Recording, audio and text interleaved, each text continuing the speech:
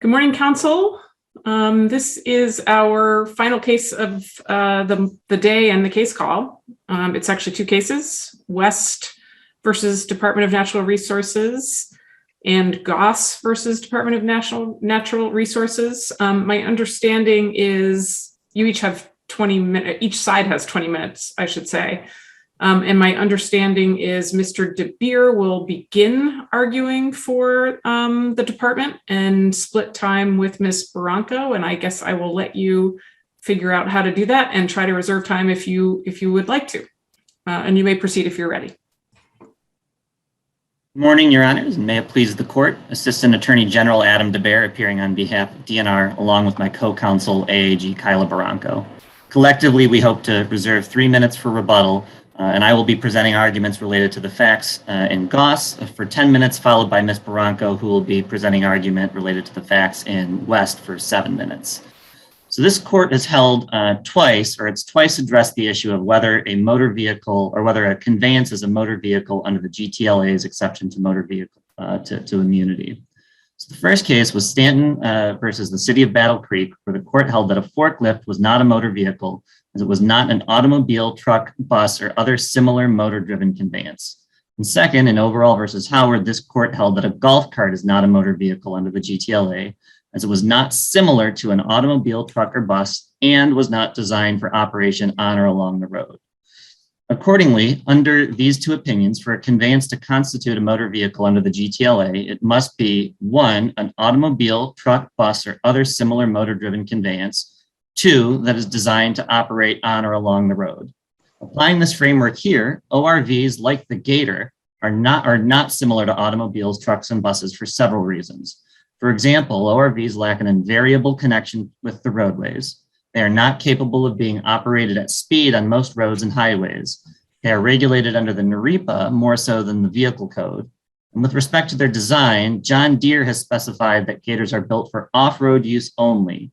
And the legislature has defined ORVs to mean motor-driven off-road recreation vehicles, capable of cross-country travel without benefit of a road or trail on or immediately over land, snow, ice, marsh, swampland, or other natural terrain.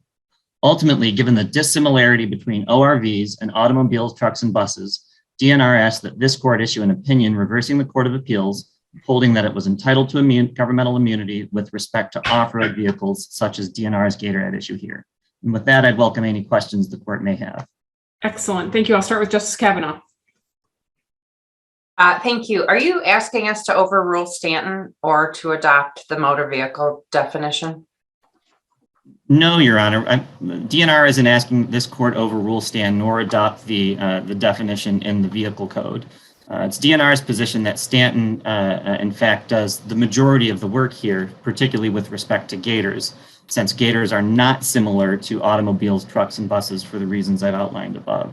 Additionally, it's DNR's position that Stanton and Overall are the controlling precedent with respect to whether a particular conveyance is a motor vehicle under the GTLA's motor vehicle exception to immunity. And the reason for the application was because the Court of Appeals in particular has since modified, in effect, Stanton, which requires a comparison between the conveyance at issue and automobiles, trucks, and buses. And it's changed it to the question of, when you take the conveyance and you ask whether it's more similar to a forklift or a golf cart, which were not motor vehicles, or is it more similar to the hydraulic excavator, the tractor mower, and the broom tractor, which were motor vehicles? So that's what we're asking the court to do, is instruct the Court of Appeals as to the proper test to be applied under Stanton and Overall. Okay, thank you. Justice Welch. I guess I'm following up on Justice Cavanaugh's question, realizing you haven't asked that today, but I'm just wondering, is Stanton workable? It seems like we have to do a lot of gymnastics to get to different results on these cases. Yes, I think Stanton is workable, and I think it's an appropriate definition. And the reason why is the test portion of the test set forth under Stanton requires a comparison of the particular conveyance with automobiles, trucks, and buses. And doing so requires a look at the conveyance's characteristics, what it can do, what it's permitted to do. And specifically, there is no definition in the motor vehicle exception for motor vehicles. And as such, we're required to consult dictionary definitions, and we don't need to pick just one, but we have to look for the common understanding of the word. And surveying the different dictionary definitions just before the argument, I'd note that Merriam-Webster defines it as an automotive vehicle not operated on rails, especially one with rubber tires for use on highways. The American Heritage definition defines it as a self-propelled conveyance with wheels and a motor, such as a car or truck for use on roads. And Cambridge has several definitions, including a car, truck, bus, or other vehicle powered by a motor that uses roads. So there's one common occurrence with respect to motor vehicles. It's use on roads. And neither the ORV at issue here, which had its wheels removed, replaced with snow tracks, and had a grooming rake for grooming cross-country ski trails, it's certainly not the case that that is for use on the roads. And really, with respect to the overall portion of the test, the design for operation on or along the roads, really, that's just a principal way in which automobiles, trucks, and buses have something in common. If there's another conveyance that's not an automobile, truck, or bus, if it's not designed for operation on or along the roads, that's a significant way in which it's different from those vehicles in the Stanton definition. So no, I do think Stanton's workable, Your Honor. Okay, thank you. Justice Zahra. Thanks. You made reference to overall, and I understand your argument. You're treating the court's peremptory order in overall v. Howard as if it expanded Stanton's test to include as motor vehicles all conveyances that operate on or alongside the roadway. Do you think it's fair to say that this is what the court was doing in that peremptory order?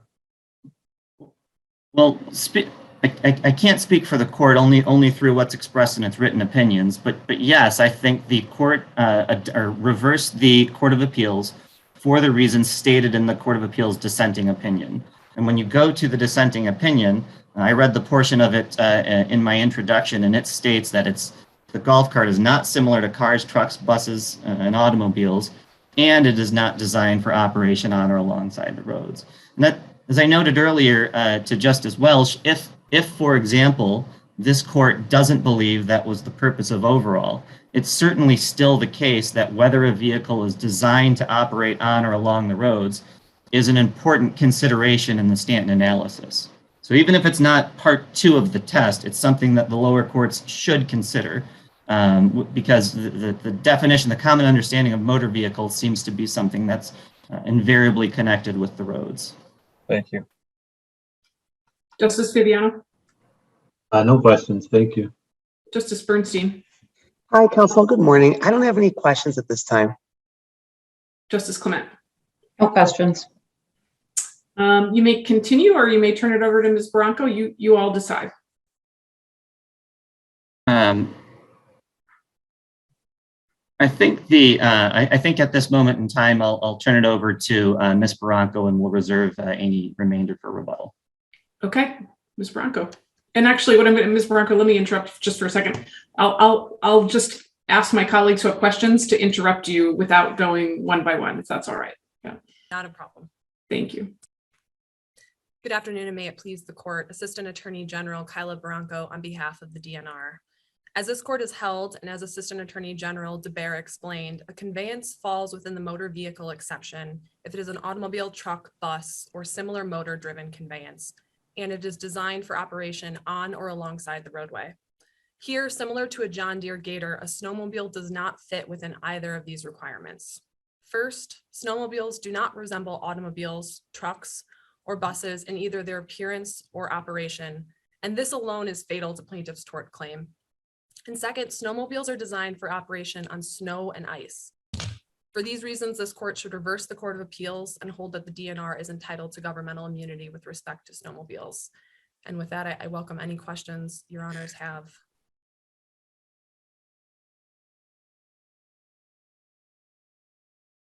They will interrupt you, so you may continue.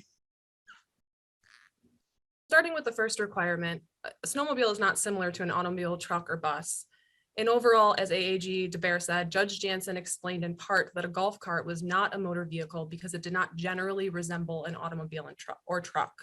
And then in Stanton, this court explained that a forklift was not a motor vehicle because it was a piece of industrial construction equipment. And here a snowmobile is similarly distinguishable. So for example, a snowmobile doesn't generally resemble an automobile, truck, or bus in either appearance or operation. Starting with appearance-wise, snowmobiles have skis and treads as opposed to wheels, which significantly differentiates them from automobiles, cars, and trucks. And then in terms of a snowmobile's features, it lacks safety systems similar to an automobile, truck, or bus. Council, I have a question. It's a little academic, but just something I've been thinking about. What if you live in the Upper Peninsula or you live in an area that has a lot of snow drifts and it's very difficult to plow the roads? So you use a snowmobile to get to the location that you need to go to, and you rely on that because of the fact that the roads can be treacherous or difficult to use at some times during the year here in Michigan. I'd answer that in two ways, Your Honor. First, again, looking to overall, we look at what the conveyance is designed to do. Is it designed to operate on or alongside the road? And as it relates to snowmobiles, it doesn't. And that actually gets into the second part of my answer to your question, is that the snowmobiles aren't operating on the roads. In order to operate a snowmobile, there has to be deep snow. I believe it's about 6 inches. And in this case, for example, it was on a groomed trail.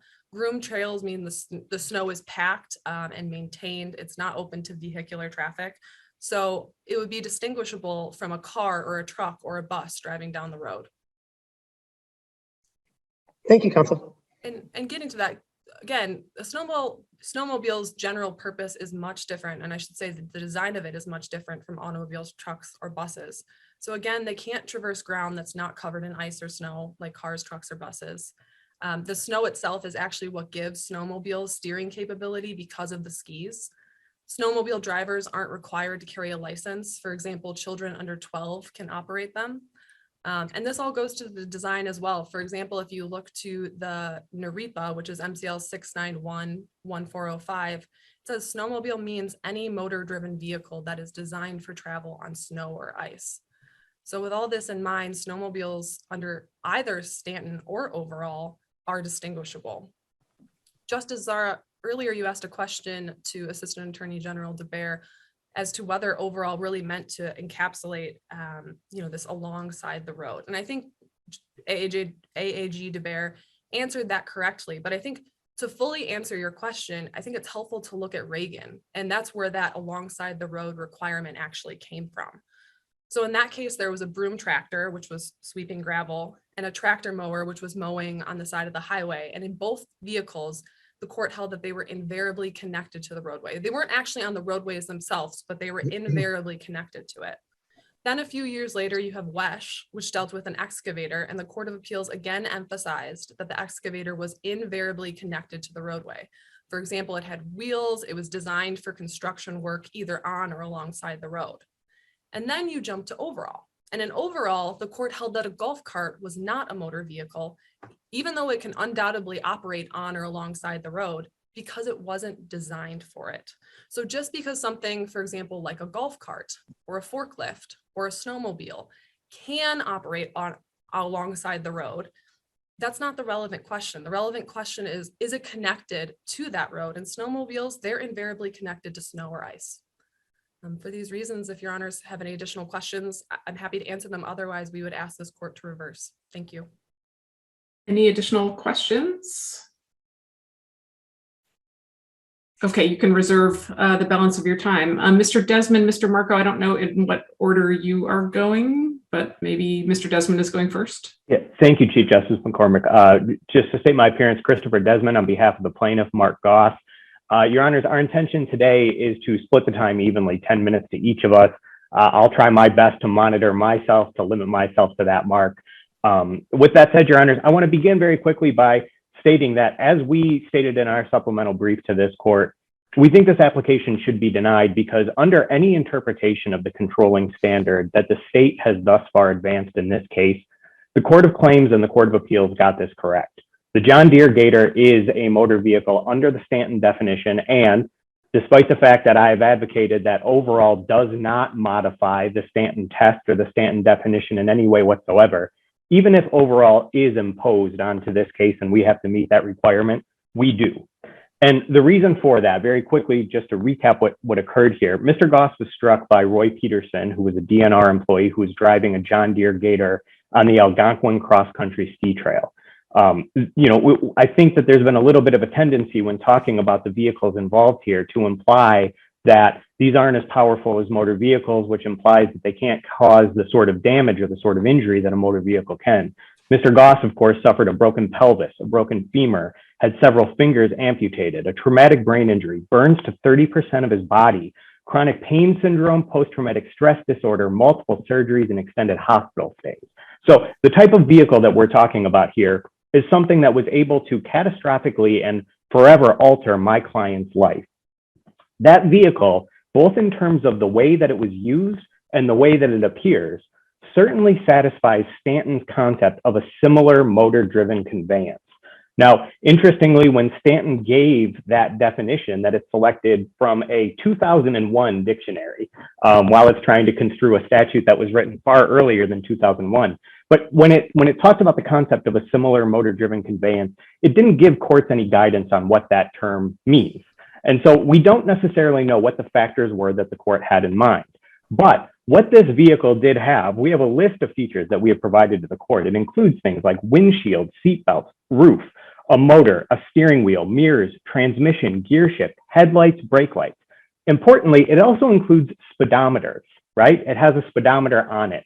When we talk about the idea of whether it was designed to be used on or alongside the roadway, it's difficult to imagine why you would include some of these features that are invariably connected with automobiles.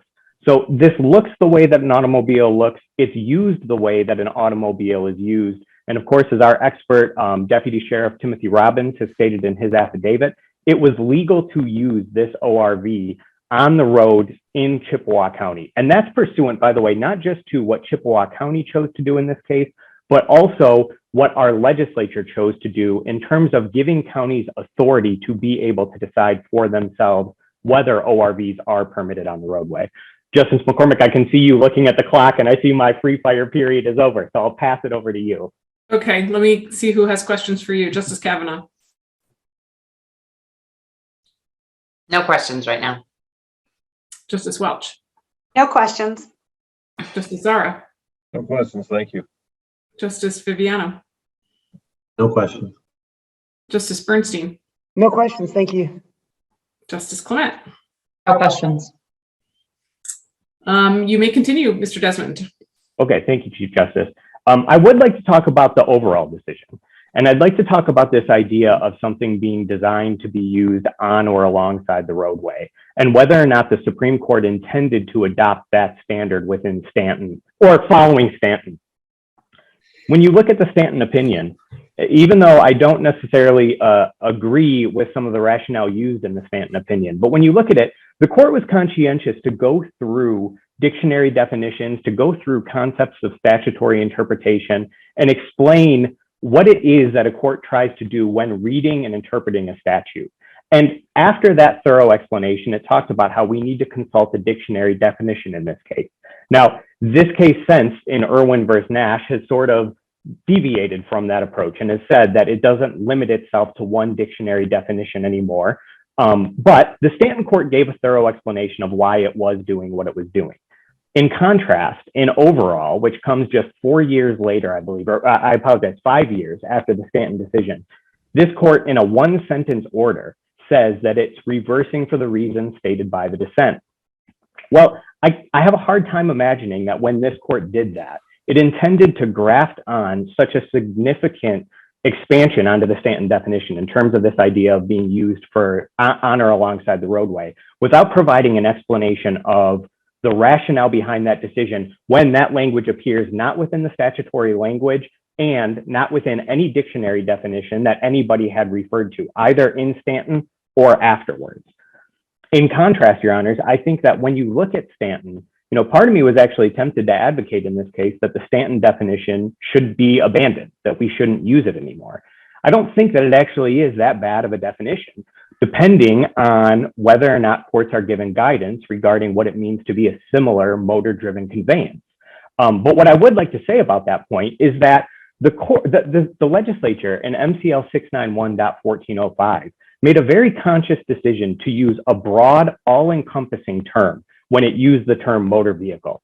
If you look at the motor vehicle code, which I did last night, the definitions in the motor vehicle code are, I couldn't even begin to guess how many terms are defined within the statute and within that act. They go through probably 20 to 30 vehicles, including commercial vehicles, quadricycles, electric skateboards. The legislature talks about all the variety of vehicles that exist. In contrast, in the GTLA, they simply use the all-encompassing term of motor vehicle. Had the legislature wanted to limit this to cars, trucks, buses, they could have just done that. They could have said it, they could have provided that limiting definition. They chose not to. Now, the court in Stanton, because it was guided by what happened in Ross versus Consumer Powers Co., and this idea that we have to narrowly construe exceptions to governmental immunity, said, well, we have to pick the most narrow definition available. I don't believe that there's anything within the GTLA that supports the concept that the legislature intended it to be a narrow remedy. Instead, this court frequently references the idea that the natural state of our government is to be immune, that immunity is a characteristic of government. I don't agree with that point, but if that is the case, that it is a characteristic of government, our legislature chose to act here to eliminate that immunity in an important category when individuals are injured by the broad term of motor vehicles. There's nothing about this John Deere Gator in terms of how it was being used, the injuries that it caused, or the features that it has that removes it out of what that legislative intent was. Your Honor, unless you have any other questions, I believe that has essentially covered it, and I can turn it over to Mr. Marko for the time being, and if Mr. Marko decides to pass it back, depending on how things go, we'll see. Sounds good. Mr. Marko. Thank you. Thank you, Chris. Good afternoon. May it please the court, Jon Marko for the plaintiff appellees, Randy and Audrey West. Just a quick factual background. My case is slightly different than Mr. Desmond's, but they share a lot of the same core issues in this case. The Wests were severely injured on January 6, 2018 on Penny Bridge Road in Chestonia Township. This is a seasonal road, so it does actually allow vehicular traffic and cars do travel on it. But during the winter times, it is a groomed trail where ice and snow covers the road, and snowmobiles are allowed to use the trail. My clients were second in a line of 10 snowmobilers who were going around a pretty sharp curve. They were in line to the right of the road. Two DNR officers were taking up the middle of the road, and they were coming down the opposite direction around the turn at a high rate of speed. The first gentleman around the corner waved his hands to slow down. They almost ran into my clients. My clients had to veer to the side. They were thrown into the trees, suffered severe catastrophic injuries.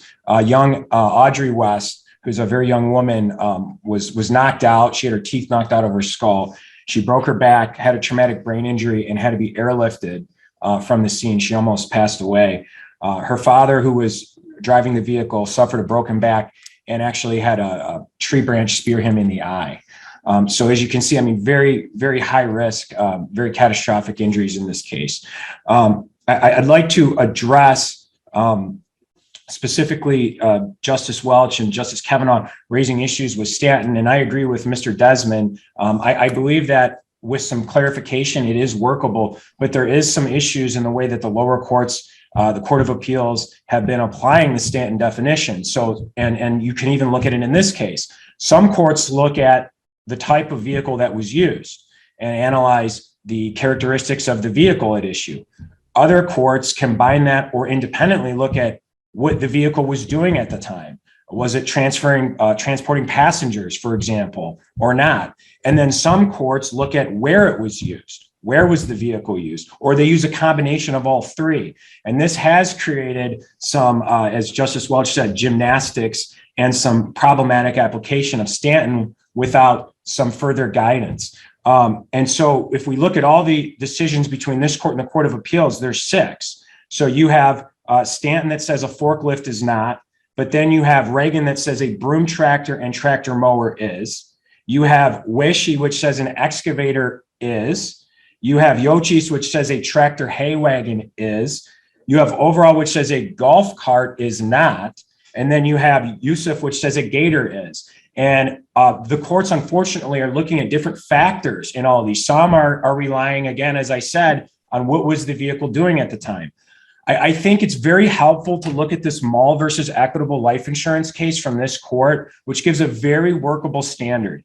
In that case, this court traced the history of the word motor vehicle and how it was used. And it's very interesting because over 100 years ago, the courts were struggling with motor vehicle and what qualified under the statutes when automobiles appeared for the first time on city streets. So back in the day, in the first decade of the 1900s, if you want to read this, I found it interesting, but it's the Jernigan case, which tracks the history of this, and that was cited with approval by this court in the Mall versus Equitable life insurance case. And so Jernigan talks about how in the early 1900s, automobiles are appearing for the first time on the streets, and the statutes weren't ready for them. The statutes defined you couldn't drive drunk with a carriage. You couldn't, run into people with your carriage. You couldn't do this or that with your carriage. And originally automobiles were called horseless carriages. And then automobiles took on the defined definition that we use today of automobile. And at that time, when this statute was passed, the governmental immunity statute, motor vehicles had a much different definition and usage. All automobiles are motor vehicles, but all motor vehicles are not automobiles. And the way that the terms were used at that time, the courts interpreted these statutes to include motor vehicles. So motor vehicle and this is straight from Mall, it says, acknowledged authorities have declared that motor vehicle has a broader meaning than an automobile. And I would urge this court to adopt and clarify, we already have Mall, which tracked the history of this word, and it specifically says, quote, all classes of self-propelled vehicles not operated on rails or tracks are a motor vehicle. And I think that's a very good definition. That was the definition of how this word was used at the time the governmental immunity statute was passed, rather than simply plucking a definition from a 2001 dictionary, as Mr. Desmond said. Specifically, I think this is important because just like the courts over 100 years ago were struggling with the advent of the automobile appearing for the first time and having to struggle with that, the opinion in this case could have implications. For example, all electric vehicles, GM just announced by 2035, its whole line was going to be all electric. If we look at whether it has a combustion engine or whatnot, that would exclude electric cars. That would exclude Teslas. GM announced a new hover car that's in concept right now. So if the police are now driving hover cars 20 years from now, the Stanton definition could be arguably used without clarification to say that wouldn't count if the police are driving a hover car. I think the Mall gives us a very workable definition that we can use. And I would just end with what Jernigan cited, one of my favorite Supreme Court justices, just for Oliver Wendell Holmes Jr. And they cited this in their interpretation of the word. And Justice Holmes said, a word is not a crystal, transparent and unchanged. It is the skin of a living thought and may vary greatly in color and content according to the circumstances and the time in which it was used.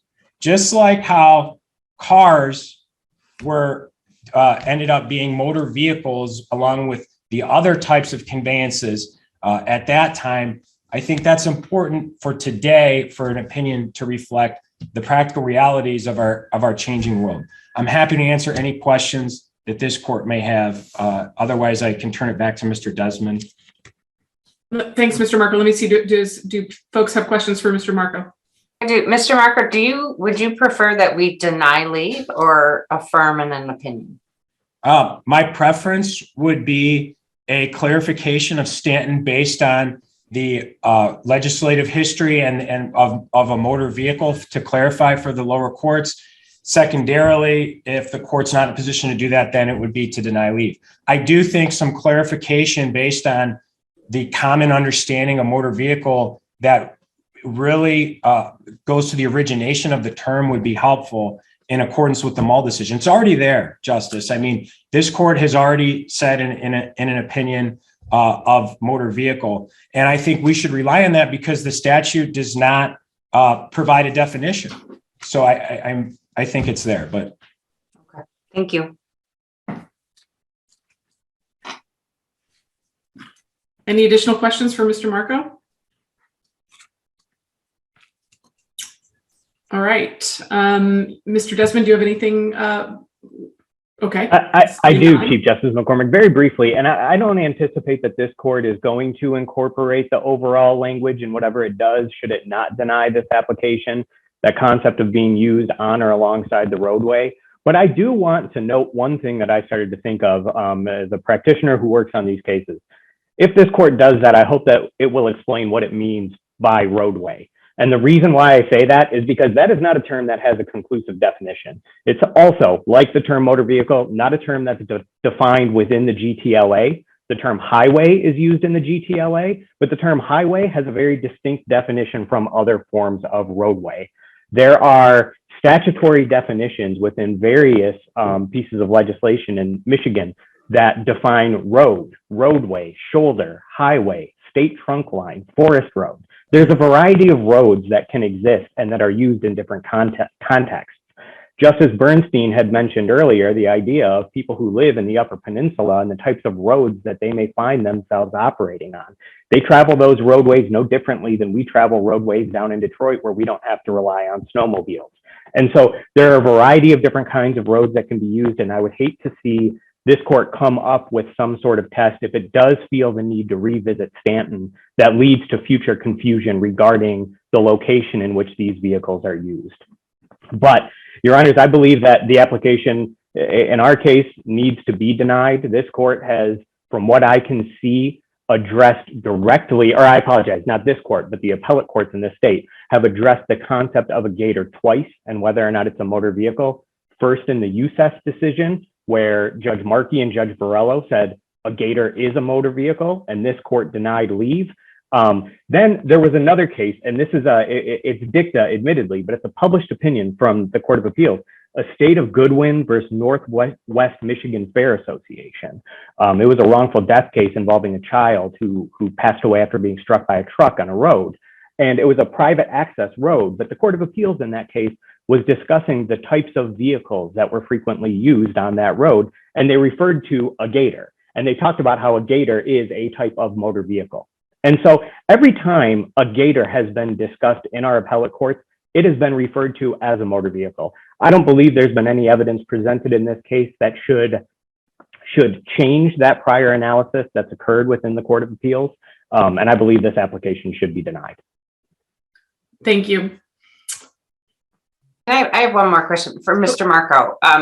Mull that you advocate as being a means to clarify Stanton was an owner's liability statute case, right? And doesn't Stanton specifically say that motor vehicle under the GTLA isn't the same as under the motor vehicle code? I mean, I'm just wondering, can we get, like, you're advocating for us to use Mull to clarify Stanton? Can we do that without saying we disagree with at least some portion of Stanton? no, absolutely. And you're right. Mull is an ownership's liability statute, Justice Cavanagh, but the same person who wrote Stanton also signed on to the Mull decision in the majority. And what Mull did was it looked at the history of the term motor vehicle and what it meant. And it did that through an analysis of the word over time and at the time that these statutes were enacted. So I think it's beneficial. If you look at Stanton, Stanton does not look at the history of motor vehicle, the term motor vehicle, except to pull out a dictionary and select one specific definition from it. Mull helps clarify that. And Mull looks at the history through a citation of many cases from many different jurisdictions and how it was historically referred to. So I don't think that they're incongruent or in conflict. I think that Mull can help clarify Stanton. And if you look at footnote number 9, they cite to other courts and other commonly understood understandings of the word motor vehicle, such as Gibbs versus Mayo, a self-provided vehicle in which a thing or person could be carried. That's how broad MAL stands for, the proposition that at the time this act was passed, the governmental immunity statute, motor vehicle is very broad term. Stanton, I think, can be also construed to say the same thing with that last qualifier, any motor-driven conveyance. But I think some clarification on that last part would be helpful. I hope that answers the question. It does. Thank you. Okay, thank you both. Mr. DeBeer, are you handling the rebuttal time, or Ms. Barranco? Yes, I'll handle. I was just looking for my unmute button. Yes, so to begin, I'd like to note for the court that the DNR is well aware of the tragic injuries in both cases, the serious injuries to Mr. Goss, the serious injuries to the Wests. And in fact, as the court knows, a DNR ranger was killed in the collision in the Goss case. It's incredibly tragic, and these were incredibly dangerous crashes. But at the end of the day, this is still a question of immunity. And as this court is well aware, it's long been established that when the state waives its ability to be sued or sets certain criteria for which it can be sued upon, those waivers are supposed to be construed narrowly. And since Ross, this court has held as such. In fact, in Ross, this court, when it defined or when it explained the definition of governmental function, left it open to the legislature and said, look, legislature, if we were too broad or went too far with this opinion, feel free to correct us through codification. But instead, the legislature went ahead and codified this court's definition in Ross almost verbatim. And so that in and of itself demonstrates the legislative intent for these statutes to be construed narrowly. And in no way can a narrow construction of the common term motor vehicle be designed to include things like the gator that is designed for use on the natural terrain and off roads, or the snowmobile that is designed for operation along the snow. I note that Mr. Desmond in his argument indicated that the gator operates the same way as a truck, automobile, or a bus does, but that's simply not the case. In fact, the gator here, as indicated, had its wheels removed with a cross-country ski trail grooming rake attached. The DNR the gator as modified by the DNR was certainly designed to be used to groom ski trails and not for operation on or alongside the road. And I think that the importance of overall here is specifically informing Stanton, because Stanton admittedly is a broad definition. You have one category of conveyances and then similar conveyances. And one incredibly important characteristic for the difference or the similarity between automobiles, trucks, and buses is they are designed to operate on the road. The Court of Appeals in Goss, and I believe West, both noted the fact that you can expect to find an ORV or a snowmobile on the road, but that's not what this court adopted in overall. It's what the design is for. And the design of both of those conveyances is for operation off-road. They are recreation vehicles. They're not motor vehicles such that you would get in your motor vehicle to go drive and get groceries, or to go drive to work, or to go drive anywhere. They are recreation vehicles. Another key difference between automobiles, trucks, and buses. Now, with respect to the MUL definition that Mr. Marko discussed, I believe in that case, the definition as indicated came from the Motor Vehicle Code. And the Motor vehicle code, or the Michigan Vehicle Code, has an exceptionally broad definition of the term motor vehicle. In light of this court's long-standing jurisprudence with respect to how waivers of immunity are supposed to be interpreted, if this court were inclined to change the test from Stanton, it shouldn't do so in a way that adopts the most broad definition regarding conveyances out there. In fact, in the No Fault Act, the definition of a motor vehicle that's provided is a vehicle including a trailer that is operated or designed for operated on a public highway by power other than muscular power and has more than two wheels. Admittedly, in that definition, it would exclude motorcycles from the definition, and that's not DNR's position here, that motorcycles are not motor vehicles. But the primary concept of a motor vehicle is for operation on or alongside the road. not whether they can operate on the road or not whether you may expect to find them on the road, but their design.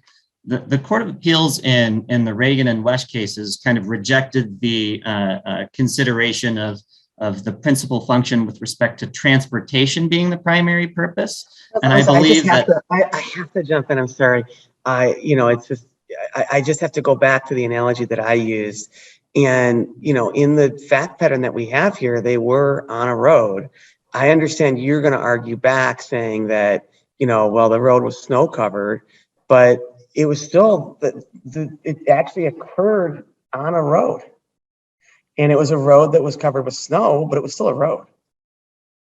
There's two, the facts are different in both cases. So in Goss. No, I understand. I'm going to the snowmobile one. So with respect to the snowmobile trail, yes, it was a seasonal road. The DNR acknowledges that during the summer months, cars and automobiles and trucks and buses could operate on the road. But during the winter months, it is closed for vehicular traffic. It is only available for recreation vehicles such as the snowmobile and perhaps other off-road vehicles. So yes, Your Honor is correct that it was a road, but it certainly wasn't at the time in question. It was a road. It was a road that wasn't a road. It was a road that was closed for vehicular traffic at the time in question. So thus your argument is that it's not a road. It's actually not a road. I mean, we're just parsing hairs here, but I'm just saying is that you're saying it's a road, but it was closed, so it's no longer a road, even though it's a road. No, DNR acknowledges that it was a road, but it was closed for vehicular traffic. And I think the important consideration here is that this court doesn't need to concern itself with the particular use of the vehicle at the time in question or the location in which the vehicle was used. Because if you do that, it creates some factual difficulties for the lower courts to determine. The easiest way for lower courts to apply this test and for the government to have the reliability that it needs is for a test that focuses on the vehicle itself and whether it's similar to automobiles, trucks, and buses, and whether it's designed to operate on the roads. That is an easy to apply, narrow, and appropriate definition. And DNR requests that this court issue an opinion setting forth that test, and again, finding that DNR is entitled to governmental immunity with respect to both cases. Unless there's any further questions, I thank you for the opportunity of giving argument. Thank you all for the excellent arguments late in the case call. The case will be submitted, and that concludes our January call. We will see you in March.